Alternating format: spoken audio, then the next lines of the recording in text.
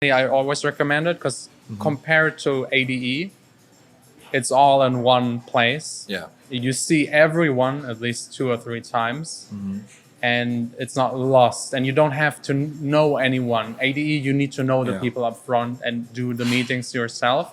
Yeah. Dance Fair, you can just meet random people that might help you. The demo drop is really exciting for young producers. Like just being able to sit at a table and play your songs to what kind of labels were there last year? Spin and Armada were there, the big ones? Yeah, I really liked Hell Deep. They Hell really Deep. brought their entire team. They had a big stand. Martin Garrix's label had also Stamped at their whole thing, like Yeah. the entire, like everyone was there. You could, if you know who they are, you could meet the A&Rs, you could meet the marketing team, his manager, his PR agent was there, the label manager of Stamped was there. It's up to you if you know them or not. That's your call. So that's like the best tip I can give you. Yeah. Just look them up maybe up front, what they Check, look like. Yeah, what they look like. It's very easy to find out who the manager of who is. And well, I mean, like they're probably gonna hate me for this tip because they're gonna get now they can't walk through a now dance they fair. can't enjoy the dance fair anymore, maybe. But I think that's what I like. I like AD also, and I'm not saying one is better than the other. No, but I just mean for someone young starting out. If you don't have any connections, if you don't have any meetings set, ADE is all who do you know. If you already know someone's interesting. If you don't, then you have a couple places where you can find seminars, and that's fine. It's just not as big as dance fair in that way. Whereas with dance fair, it's really nice, and there's also a different mindset when it comes to the industry people. So with ADE, everyone has a packed schedule. If you get lucky enough to find an A&R from one or whatever label, they probably don't have time to listen to your demo anyway because they're on meeting to meeting to meeting. They're not there to listen to demos, so exactly. They probably won't. With dance fair, most of the time, the managers, the artists, the A&Rs, they just like the vibe. It's their weekend off. They go there, they listen to some demos, then they grab a coffee and they catch up with some friends. Everyone is just walking around. I'm walking around the dance fair the entire weekend. People can come up to me, say hi, whatever, But same goes for big artists.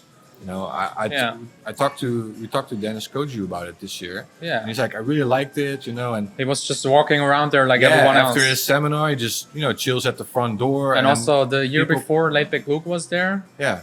He was just there as a guest. Like, if you want to say hi to Late Big Luke, will he be this year there? I don't know. Not sure we'll yet, see. right? We haven't. Okay. No plans yet. Just the date. Just the date. I'm confirmed. For sure, of course. I will be there. Okay. If you like it or not. No, but it's like nice to have like, I don't want to say it's like a side project, but something that is related to music that might open doors for you. It helps. And yes. Like I know other people that start working maybe at a club, maybe as a bartender, and then eventually they know the owner, and then maybe they DJ there, and then maybe in another club. So there are a lot of ways to work up. Like just sitting in the studio and just making music might work, but might be eventually even the harder or longer way. Yeah, there's so many different ways to go about it. I do think, of course, dance fair helped me in a lot of ways. Yeah. But also, when I'm being honest and I think about how I built my own label, that had almost zero to do, like anything to do with what I do for dance fair. So I think almost none of the connections I've made through dance fair had any influence with me, my own music project, or the label that I've built. Now, slowly it started to mingle a little bit because my label got bigger, and of course, you know a lot of people, so it does help. But in the first 3 years that I worked for dance fair, it didn't really impact that much. Okay. So don't think that's what I used to think, that you need to know a lot of people to actually make it. That's not completely true. You need to be dedicated. You need to be smart about how you do your business. Don't copy what everyone else is doing unless you're really, really good at it and you can outcompete everyone. Most of the time you need to find some sort of way, like a new way to approach things to get ahead. Yes. That's kind of what I did with the label, and I see what some of my other friends do, that have their own labels. So what is that way? What is like the modern approach to promote your music, get it out there? I mean, we all know Spotify is huge. Yeah. It's for me, if I look at the stats of my label, it's like 90% of the money comes through Spotify, 5 Apple Music, Yeah. and then all of the other streaming download services, Beatport Yeah. shares the rest. Is that same with yours or similar? Yeah. Like Yeah, it's Spotify similar. is big. Similar. Spotify is a big part. So how do you? Because you did a seminar on how to get onto Spotify. Playlist. What's your approach? What's the modern smart way? Because even some big labels and some big artists don't do what you do, Yeah. and I Because they're already try so to do. far ahead, they don't really need it as much. Yeah. So they focus on different things. But you do feel like everything's shifting a little bit. So the whole part of gatekeepers, the people that decide who gets played and who doesn't get played. So labels used to be gatekeepers because Yeah. if you didn't get signed to a label, your music wouldn't be released. There was no other option. Definitely. You wouldn't be nowhere. Yeah. Nowadays, you can release it yourself. No more gatekeepers. But so what happened is labels started switched from being gatekeepers of signing music to being music promoters in a sense. They have a following, they have a fan base. So if you get signed to a label that is bigger than your own network, you can increase that reach. That, you know, all the music that you put out, everything is how many people can you reach and how many people can you convert into fans that keep on listening to your music. Because if you can convert one person to keep listening to your music, this could be fans for life. They keep listening to your music, they check out your new ones, they come to shows. That's the kind of stuff that you want. But it's I feel it's harder than ever before, because even if you're successful at promoting your music on Spotify, you're still a ghost to the normal Spotify listener, because they listen in playlists. Everyone I know opens Spotify, and then you already get playlist suggestions depending on the day, the weather, what you listen to. They just click on it and leave their phone alone. So even if, for example, one of my songs has like 3 million plays, I can bet you out of those 3 million, maybe 1,000 checked out who I am. And back in the radio days, at least they mentioned your name and maybe told a small little story about you as an artist. Because that's where I think a lot of people are struggling, like from Spotify to fan. Is there any suggestion you have, any idea, any concept process that might get more people? Or is it just getting 10 millions and 10 millions of streams to get there? Yeah, so when it's just a streaming game, then you need a lot of streams to actually get your name on the radar. I'm not sure who said it, but I've heard someone say that, you know, if you want to have like a sort of hit on Spotify, you need to have 10 million plus. In a month, a week? No, just total. Okay. Then it's like sort of a hit. Like 1 million streams is not very special anymore. No. Because like you said, you can get that through playlisting, and no one knows who you are. No one cares who you are. You can just get playlisted up to 1 million streams, and that's it.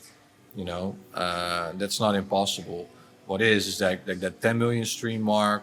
For some reason, that does something more, and that does start to get more people interested in who you are. What I feel like is, I like the follower feature on Spotify. So the amount of followers that you have. The thing is with that is that if someone follows you on Spotify, they also get notified when you release a new track, that kind of stuff. So try finding ways for people to actually follow you and get them interested in the stuff that you do. Does every follower get it pushed? I think most of it. Because I know like Facebook used to be everyone sees your post, and now every 100th person sees your post. Yeah, okay, but that's Facebook, of course. You know, that's a bit different.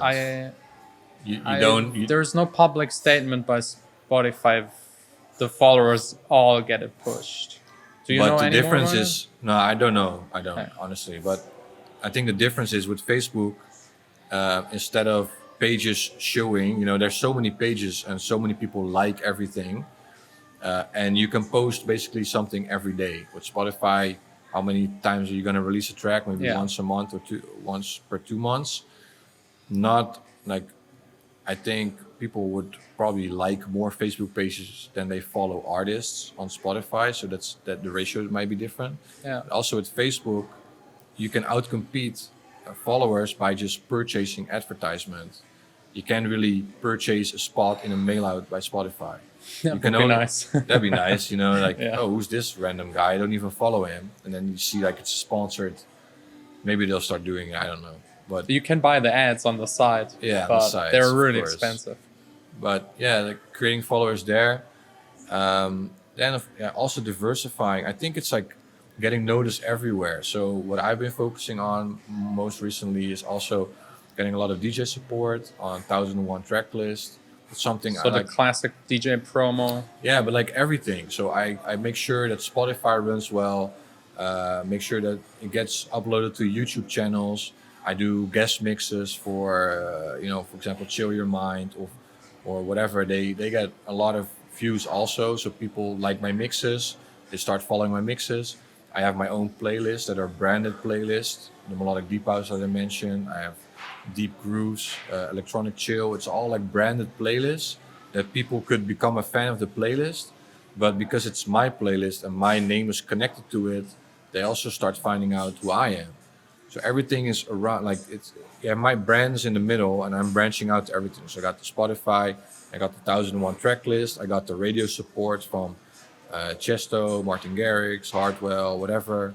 I make sure that part is So covered. you really have to build up an empire. Yeah, and sometimes it takes a bit of advertising money, like build a campaign around it. Yeah. Sometimes you have to promote something there or there, get the Instagram messages.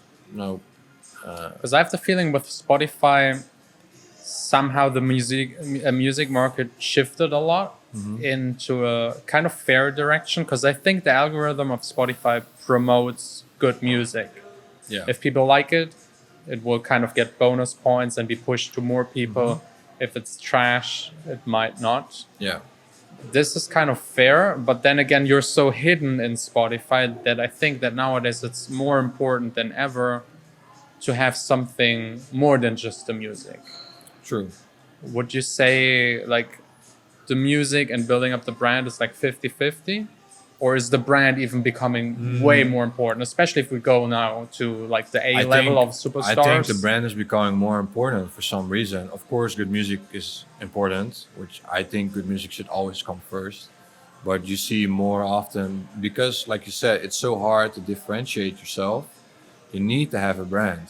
You need to have something that people remember. Be like, for me, it's the tree, it's the oak, it's the cutout, it's the beautiful locations. That's my brand. The melodies, the plugs and everything. So everything comes together in a certain way.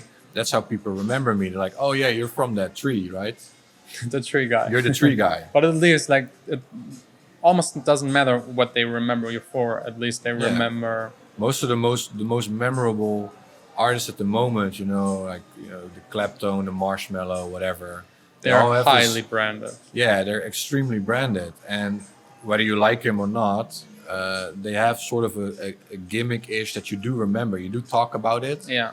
In a nice or a bad way, but it's all publicity. People and talk about it. and they become bigger and bigger. I think the trendsetters for that were Daft Punk and Deadmau5. Yeah. Branded to death. So I don't know if they did it for the same reasons that some probably people not. do it No, nowadays. Now it's different, but they have a really But- strong brand. Yeah. So like we should probably both wear masks. Maybe we should. and Yeah. try to- Any other way you see that might be a good way to brand yourself? Is it like the entire CI, press pictures, the style, or just being weird and people recognize you that way? Well, I think that's a really broad generalization, just being weird, because you see some of the people that are very energetic and they're I think like a good example is Dylan Francis or Fisher. They're like super energetic and all over the place guys, and they're funny and like very public in Twitter. But the thing is, that's who they are. If you try to imitate that, you're gonna fail, because there's no way, like guys like you and me, we're pretty laid back, chill guys, like very direct and everything. If we're gonna act like super happy, clappy, energetic all the time, it will tire us out. And people will notice. You just know it's fake, you know. And with guys like, for example, Fisher or Dylan Francis, you can tell that's who they are. There's always been like the goofy, funny guy. Yeah. And people love him for it because it's authentic, you know. Yeah, also, for example, Steve Aoki, as much as he gets criticized and loved, I believe that what he's doing, that's really him. Yeah. Like, I think For he's, sure. he's that The rock star crazy life. guy that jumps and 100%. throws cakes and loves Yeah. it. For sure, he might be quiet, like Who like knows? at home watching some Netflix, but deep Yeah. inside, he's probably that guy that is like a rock star. Yeah, but you can also tell, like, there's also a lot of famous artists or whatever that are very chill Yeah. and very well respected, like calm guys. For example, let's say Calvin Harris. You don't see him do Oh, no. like weird stuff, but he's one of the He's- biggest. yeah. I think he's the best paid DJ in the world. Yeah, and he doesn't even play that many shows. Exactly, But so- he makes really good music. I think Yeah. that makes up for it. I think also, for example, Eric Pritz. Yeah, very well He respected. now, I think that's maybe another way to have your brand build up is like this holosphere. It's at the end of Yeah, branding and a very very cool. smart branding, Very a cool. very cool branding. Like it's. I've seen just videos, haven't seen it live yet because I Light think shows, it very was nice. only on. I saw the one with the eye. Yeah, that's was the pretty- holosphere. Like yeah, that was pretty he's cool. sitting in a cage that has like LEDs around him Mm-hmm. in this globe, and behind him is also like a big place where they project things onto. Yeah. I've only seen the videos, but it looked so incredible, and that's maybe his way of branding himself, his music, and trying to compete with the Steve Aoki guys, I think and having yeah. something that fits his personality. True. I think it's what you said, like especially the personality thing. I think the most important would be just finding out who you are in some way. Yeah. You can try different things, but you'll notice soon enough what people respond to, and most of it is like just being a genuine person, but in the best way possible. If you're boring, no one's gonna think you're cool because it's still boring. But if you're a very chill person, you can become the cool person, like the cool, chill, Yeah. and the mysterious kind I of. think Robin Schulz did it because his Yeah. music is very calm, like the deep house. Yeah, and and you can become like a mysterious kind of person. Yeah. If you're not very talkative, if you don't like being social and super active all the time, you can just be, you can be in the background cool, let other people take care of stuff for you, and that could be your brand. You don't have to be energetic and happy clappy all the time. It's true. So just find out what works for you, and and it just should build maybe also upon fit that. to the music. But I think you always make music that also fits your personality Yeah, eventually. it comes natural unless you think buy your so. tracks from somewhere else. I mean, I wouldn't even try to produce Big Room because Yeah, it would stress me out while making it, yeah. and I couldn't play it.